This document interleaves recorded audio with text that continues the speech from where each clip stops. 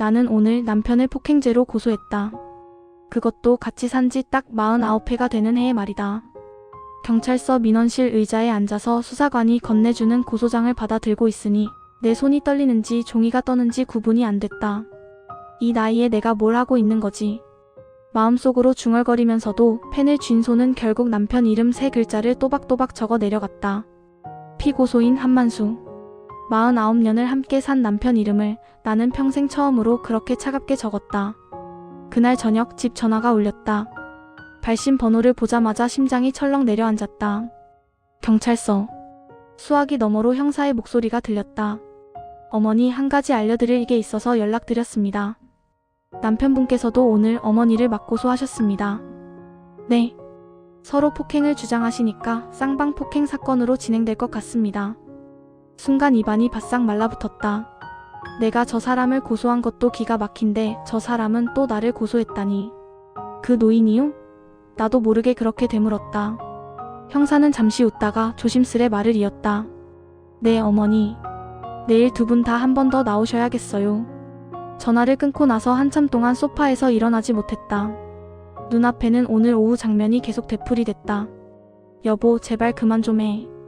또 시작이다, 또. 내가 뭘 그렇게 잘못했다고. 남편이 내 어깨를 거칠게 밀쳐 넘어뜨리던 순간, 그 옆에서 울고 있던 손녀 민지가 떨리는 손으로 112를 눌렀던 순간, 그리고 경찰이 들이닥쳐 우리 집 신발장을 어지럽히며 거실까지 들어왔을 때 내가 본 것은 다름 아닌 우리 노부부의 비참한 노년이었다. 사실 여기까지 오기까지의 이야기는 길다. 나는 올해 66, 남편 만수는 71다. 20살 때 공장에서 만난 뒤 우리는 줄곧 서울 변두리에서만 살았다. 처음엔 단칸방, 그 다음엔 반지하, 그리고 지금의 오래된 빌라까지. 남들이 보기엔 그저 평범한 노부부였을 것이다. 가끔 목소리 높여 싸우고 시장에서 서로 짜증도 내고 그러면서도 같이 장을 보고 돌아오는. 그런데 우리 집에는 남들도 모르는 금기가 하나 있었다. 그날 이야기는 꺼내지 않는다. 서랍 맨 아래칸에 숨겨둔 사진 한 장이 있다. 7살짜리 딸 영희가 교복도 입기 전에 세상을 떠난 날 마지막으로 남편과 내가 함께 찍힌 가족 사진이다. 빗길에 미끄러진 남편 차가 전봇대를 들이받으면서 뒷좌석에 타고 있던 영희가 그 자리에서 죽었다. 그날 이후로 우리 사이에 무엇인가가 돌아오지 않았다. 당신이 술만 안 마셨으면. 내가 그 말을 한번 내뱉었을 때 남편은 평생 처음으로 내 앞에서 바닥에 무릎을 꿇고 엎드려 울었다. 그 울음소리를 들은 그날 이후 나는 다시는 그 말을 꺼내지 않았다. 하지만 그 대신 내 마음속에는 그 말이 평생 가시처럼 박혀 살았다. 그리고 남편은 그날 이후로 술을 끊었지만 화를 끊지는 못했다. 세월이 흘러 아들 하나를 더 낳았고 그 아이가 자라 결혼해 손녀를 안겨줄 때까지 우리 둘은 그럭저럭 부부 행세를 하며 살았다. 겉으로 보기에는 남들처럼 명절이면 가족 사진도 찍고 동네 잔치에도 손 붙들고 나가던 부부였다. 그러나 딸을 잃은 그날 이후 우리는 진짜로 마음을 터놓고 이야기한 적이 거의 없었다. 그러다 작년 아들 부부가 맞벌이를 시작하면서 일이 틀어지기 시작했다. 엄마, 아빠, 민지 좀 며칠만 봐줘요. 학원, 학교 저희가 도저히 안 되겠어요. 취업난에 겨우 자리를 잡은 아들과 며느리가 손녀 돌봄을 부탁해 온 건 당연한 일이었다. 나도 남편도 처음엔 기꺼이 허락했다. 손녀가 집에 오기만 해도 방이 환해졌다. 그런데 문제는 남편이었다. 애를 왜 혼자 학원에 보냈어? 6시면 어두워지잖아. 버스 정류장까지 내가 데려다 줄 수 있는데 왜 안 불렀냐고. 사사건건 과한 걱정으로 잔소리를 늘어놓는 남편에게 나도 어느 순간부터 폭발하기 시작했다. 당신 때문에 애 숨막혀 해. 요즘 애들은 그 정도는 혼자 다니기도 해. 말다툼은 점점 심해졌다. 남편은 민지가 조금만 늦게 들어와도 안절부절 못하며 현관 앞을 왔다 갔다 했다. 그 모습이 처음엔 안쓰러웠지만 나중엔 짜증스러워졌다. 딸 잃은 게 아직도 그렇게 가시가 됐구나. 속으로는 이해한다고 하면서도 매번 같은 말이 반복되니 나도 내 감정을 주체할 수가 없었다. 그러던 게 한 달 전 화요일이었다. 그날도 민지 학원 마치는 시간이 조금 늦어졌다. 비가 추적추적 내리는 밤 나는 부엌에서 저녁거리를 다듬고 있었고 남편은 거실을 서성이고 있었다. 저 왔어요. 문이 열리는 소리에 민지가 들어오는 순간 남편의 얼굴이 확 달아올랐다. 몇 시야 지금이. 휴대폰은 왜 안 받아. 위험한 세상에. 남편의 고함 소리에 민지가 움찔했다. 할아버지 버스가 늦게 와서. 변명하지 마. 몇 번을 말했어. 어두워지기 전에 다녀오라고 했지. 그 순간 나도 목소리가 커졌다. 그만 좀 해. 이제 애도 커. 중학생이잖아. 하도 그러니까 애가 집 오는 것도 무서워하잖아. 그래, 내가 틀렸어? 딸 하나 잃어봤으니까 아는 말이지. 남편의 말에 나는 숨이 턱 막혔다. 또 그 얘기야. 그 한마디에 서랍맨 아래에 숨겨둔 사진이 머릿속에서 튀어나왔다. 딸의 시신 옆에서 넋 나간 얼굴로 서 있던 남편이 떠올랐다. 그날 이후로 우리는 그 이야기를 입 밖에 내지 않기로 했었다. 서로의 상처를 건드리지 않기 위해. 그런데 그 약속을 남편이 먼저 깨뜨렸다. 나도 모르게 입이 먼저 나갔다. 그러게 왜 술 마신 상태로 운전을 했어. 그때 당신만 조심했으면 영희는. 그 다음은 입 밖에 꺼내는 순간 나 자신이 너무 비열해 보여 끝까지 말할 수 없었다. 남편 얼굴이 하얗게 질렸다. 눈빛이 완전히 달라졌다. 그래, 결국 그 얘기구나. 평생 나를 그렇게 생각하면서 옆에 누워 잔 거냐? 그의 목소리가 떨렸다. 당신도 나를 똑같이 죄인 취급하면서 살았잖아. 나는 부엌 수세미를 던지듯 내려놓고 그를 향해 다가갔다. 난 그냥 잊으려고 했던 거야. 근데 당신이 먼저 꺼냈잖아. 서로의 소리가 높아졌다. 민지는 소파 뒤에 숨어 울먹이고 있었다. 그걸 보면서도 나는 그때 이미 이성을 잃고 있었다. 그래, 당신 말대로야. 나 때문에 애가 죽었어. 그래서 더 못 놓는 거야. 내가 지키지 못한 애 대신 이 손녀라도 지키려고 한 게 죄야. 남편이 내 앞으로 다가오며 소리쳤다. 근데 당신은 평생 그 죄를 들먹이며 날 속으로 욕하고 살았던 거고. 남편의 숨소리가 거칠어졌다. 그때 나는 무심코 손으로 그의 가슴을 밀쳤다. 그만 좀 해, 제발. 당신만 힘든 줄 알아? 아주 가볍게 미는 손짓이었는데 남편은 그걸 크게 받아쳤다. 어디서 손을 대? 남편이 내 손목을 세게 붙들고 밀어냈다. 순간 내 몸이 휙 돌아가면서 뒤로 넘어졌다. 허리로 바닥을 세게 찍는 느낌과 함께 세상이 한번 뒤집혔다. 할머니. 민지가 울부짖는 소리가 들렸고 뒤늦게 얼굴이 하얀 남편이 나를 부축하려 달려왔다. 당신 괜찮아? 내가 그럴 생각은 아니었어. 오지마. 나는 비명을 질렀다. 팔을 뿌리치는 도중에 손등이 그의 얼굴을 스쳤다. 피난 거야. 남편의 눈가에서 붉은 선이 번지는 것을 본 순간 나는 더 겁이 났다. 민지는 울면서 휴대폰을 집어들었다. 112조? 여기 할아버지가 할머니를 밀었어요. 피가 나요. 그 장면이 우리 노부부를 경찰서로 끌고 갔다. 그렇게 오늘 나는 생전 처음으로 경찰서에 가서 남편을 고소했다. 형사는 여러 번 물었다. 정말로 고소하실 건가요? 그냥 가정에서 서로 화해하고 넘어가실 수도 있는데. 그냥 넘어가자는 말은 평생 들어온 말이었다. 딸이 죽었을 때도, 남편이 화를 내며 술을 마셨을 때도, 명절날 사소한 말다툼이 싸움으로 번졌을 때도. 어머니도 손찌검하신 적이 있다 하셨죠? 형사가 조심스레 물었다. 나는 고개를 끄덕였다.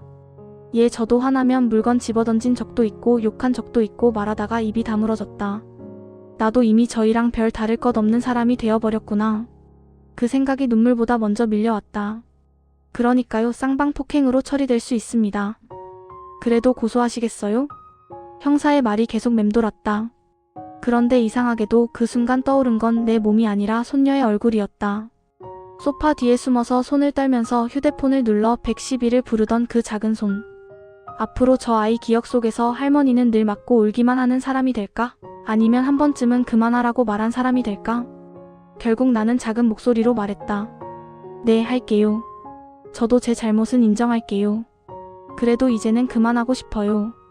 그게 내 고소의 이유였다. 남편을 감옥에 보내고 싶은 마음이 아니라 남은 날이라도 서로 손찌검 없이 살고 싶은 마음. 그런데 저녁에 들은 맞고소 소식은 그런 내 마음을 산산조각 내버렸다. 그래, 이 사람은 끝까지 자기 억울함만 챙기는 사람이었지. 그렇게 믿어버리는 게 편했다. 다음날 우리는 다시 경찰서에서 마주 앉았다. 맞은편 테이블에 앉은 남편은 어색한 양복을 입고 있었다. 청첩장 쓸 때 입었던 양복 같았다. 두 분 다 연세가 있으시니까 오늘은 조정 위주로 이야기를 나눠보겠습니다. 형사가 옆에 앉은 사회복지사를 소개했다. 서로 말씀 좀 나눠보시고. 나는 남편 얼굴을 쳐다보지 않으려 애썼다. 그런데 여형사가 내 쪽으로 몸을 기울였다. 어머니, 아버님 조서 읽다가 제가 조금 놀랐어요. 뭐가요? 아버님도 어머니를 고소하러 오신다고 해서 솔직히 그냥 서로 억울하신가 보다 했거든요. 근데 진술 마지막에 이런 말을 적으셨더라고요. 그녀가 수첩을 펼쳐 읽었다.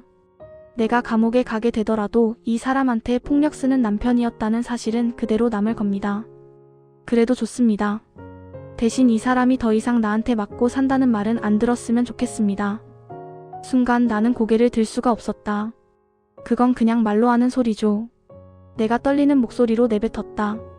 여영사는 부드럽게 고개를 저었다.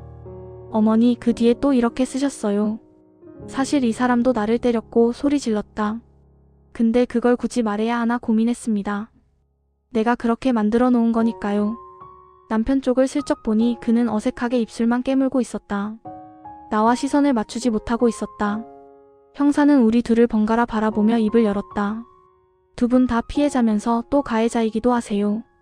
사실 이런 경우가 적지 않습니다. 그래서 저희도 쉽게 결론 내리기 어렵고요. 여영사가 말을 이었다. 그런데 아버님께서 내가 감옥에 가더라도라는 표현을 여러 번 쓰셨어요. 아버님 정말 그 정도 각오로 고소하신 건가요? 남편은 그제야 입을 열었다. 난 감옥이 무서운 나이는 지났습니다. 그의 목소리가 생각보다 작았다. 근데 이 사람은 나 없이 밖에서라도 좀 편하게 살았으면 해서. 그래서 맞고소까지 하신 거예요? 내가 차갑게 물었다. 나를 편하게 살게 하려면 굳이 나까지 고소할 필요는 없었잖아요. 남편이 그제야 고개를 들었다. 눈 밑에 깊게 팬 주름 사이로 오랜 세월이 보였다. 난 그냥 당신이 나를 미워해도 괜찮다고 생각했어. 그 한마디에 내 가슴이 묵직하게 내려앉았다. 당신이 평생 나를 원망해도 그게 내 죗값이라 생각했어. 근데 어제 손녀가 내 앞에서 떨면서 그랬어. 할아버지, 할머니 좀 그만 밀어. 그 말 듣는데 내가 갑자기 너무 무서워지더라. 뭐가 무서웠는데? 내 입에서 튀어나온 말은 차가웠지만 속은 이미 흔들리고 있었다. 이제 우리한테 남은 가족이 저 애랑 아들밖에 없는데 저 애가 우리 둘 다 미워하면 어쩌나 싶었어. 남편이 숨을 고르며 말을 이어갔다. 그래서 경찰서에서 물었어. 내가 감옥에 가면 이 사람은 나라에서 보호해주는 거냐고. 그랬더니 형사가 폭력 피해자 등록이 되면 주거 지원이나 상담, 여러 가지 혜택을 받을 수 있다고. 그럼 당신이 나 때문에 평생 못 받았던 도움이라도 받을 수 있지 않을까 싶어서. 그래서 고소하라고 한 거야. 나보고도 고소하라고 하더라. 쌍방이면 어쩌고저쩌고 법 얘기는 잘 모르겠는데 나는 그냥 당신이 더 이상 참고 산다 소리 듣지 않았으면 좋겠어서. 그의 말을 들으면서 나는 숨이 막혔다. 한편으로는 분노가 치밀었다. 이 사람은 왜 늘 혼자 결정하면서 나를 끌고 들어가는 걸까? 다른 한편으로는 그의 말 속에 묻어있는 오랜 죄책감이 느껴졌다. 근데 왜 그동안 한 번도 그런 말을 안 했어? 내가 물었다. 지키지도 못한 딸 얘기를 어떻게 다시 꺼내? 난 그날 이후로 내 입으로 그 이름을 부르면 그 애를 또 한 번 죽이는 것 같았어. 남편이 떨리는 목소리로 말했다. 당신은 알지 못하겠지만 난 매일 밤 운전대 잡던 손이 기억나. 빗길에 브레이크가 말을 안 듣던 순간이 아직도 꿈에 나와. 그 말을 듣는 순간 서랍 맨 아래 칸에 숨겨둔 사진이 떠올랐다.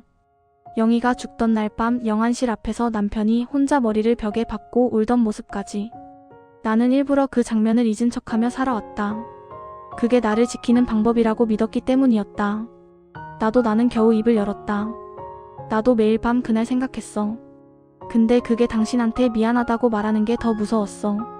당신 잘못 아니야 이 한마디만 하면 되는 걸. 그 말이 내 목구멍에 가시처럼 박혀서 안 떨어지더라. 여영사가 조용히 우리를 바라보고 있었다.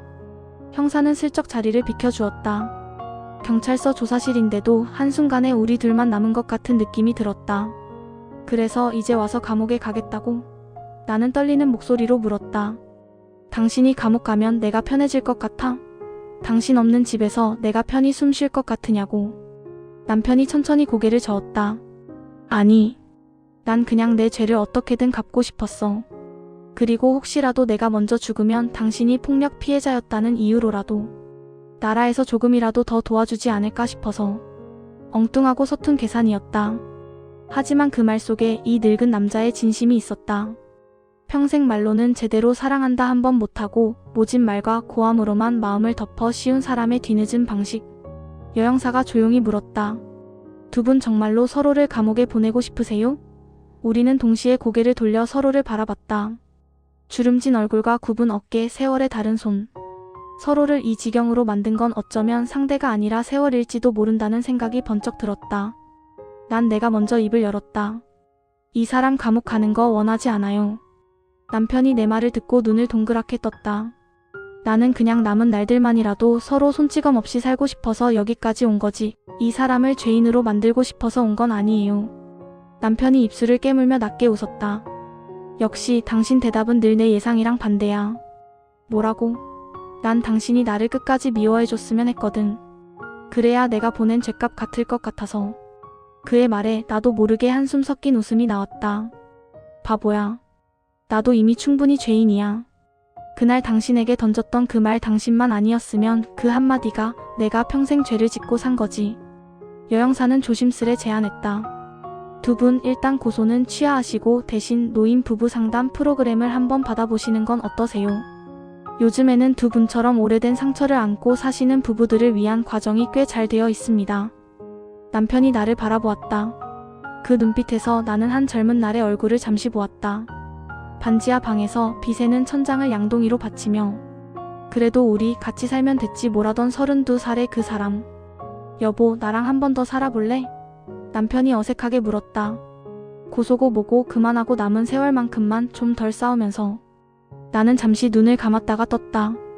내 앞에는 여전히 가끔 나를 밀치고 소리 지르는 늙은 남자가 있었다. 동시에 딸 잃은 죄책감에 평생 밤잠을 설치며 손녀를 과하게 걱정했던 영희 아빠가 있었다. 그래. 나는 짧게 대답했다. 대신 약속 하나만 해. 다시는 손 올리지 말기. 남편이 두 손을 번쩍 들어 보였다. 이 두 손으로는 이제 손녀 도시락만 싸고 당신 이불만 펴줄게. 약속할게. 말은 구수했지만 그의 눈에는 눈물이 맺혀 있었다. 그날 우리는 서로의 고소장을 함께 찢어버렸다. 경찰서 복도 끝 쓰레기통 위에서 형사 몰래 둘이서 조용히. 집으로 돌아오는 버스 안에서 나는 창밖을 보며 생각했다. 우리가 이렇게까지 돌아야만 했을까? 딸을 잃고 서로를 탓하다가 결국 서로를 고소하는 지경까지.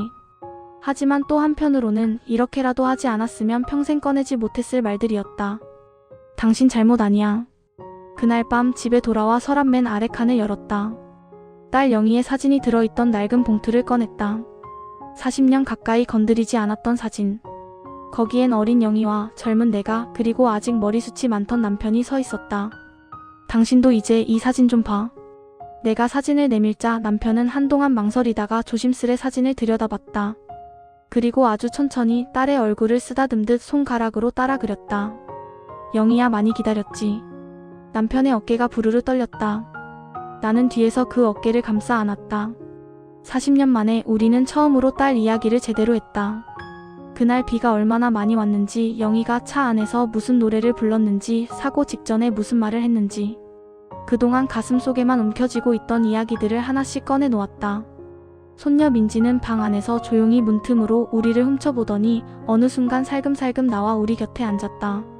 할머니, 할아버지 이제 그만 싸우면 안 돼요? 아이의 목소리가 떨렸다. 나는 민지의 손을 잡고 웃었다. 그래, 이제 그만 싸울게. 대신 가끔 말다툼 정도는 할 수 있어. 부부가 너무 조용하면 재미없잖니. 남편이 코웃음을 쳤다. 저 사람 성질 알지? 말다툼은 평생 해야 한다. 대신 손은 안 쓴다. 할아버지가 약속한다. 그날 밤 우리는 세 식구가 함께 딸 영희의 사진 앞에서 손을 맞잡았다. 딸에게 그리고 서로에게 늦게나마 사과와 약속을 했다. 다음 생에 우리가 다시 만난다면 그땐 서로에게 상처 주지 말고 살자고. 이제 사람들은 우리를 두고 이렇게 말할지도 모른다. 서로 맞고소까지 한 노부부가 또 같이 산대.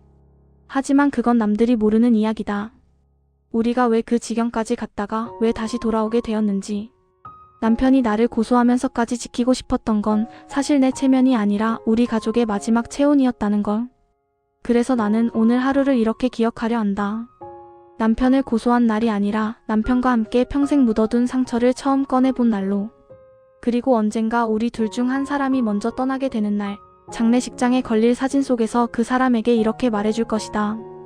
당신이 평생 나한테 한 짓 중에 제일 잘한 건 나를 위해 감옥에 갈 각오까지 했다는 거야. 근데 미안, 나는 끝까지 당신이랑 싸우며 사느라 감옥에 보내줄 시간도 없었네. 그럼 저 사람은 또 특유의 헛기침을 하며 말하겠지. 에이, 또 괜한 소리 한다. 그렇게 우리는 서로 맞고소까지 했던 노부부로 기록되겠지만 내 마음속에서는 끝까지 서로를 지키려고 발버둥 치던 한 쌍의 노인으로 남아있을 것이다. 서로 맞고소를 할 수밖에 없었던 노부부의 사연이었습니다. 세상살이 이야기에서는 여러분들의 진짜, 직접 경험했던 실제 사연들을 기다리고 있습니다. 오늘도 시청해주셔서 감사합니다.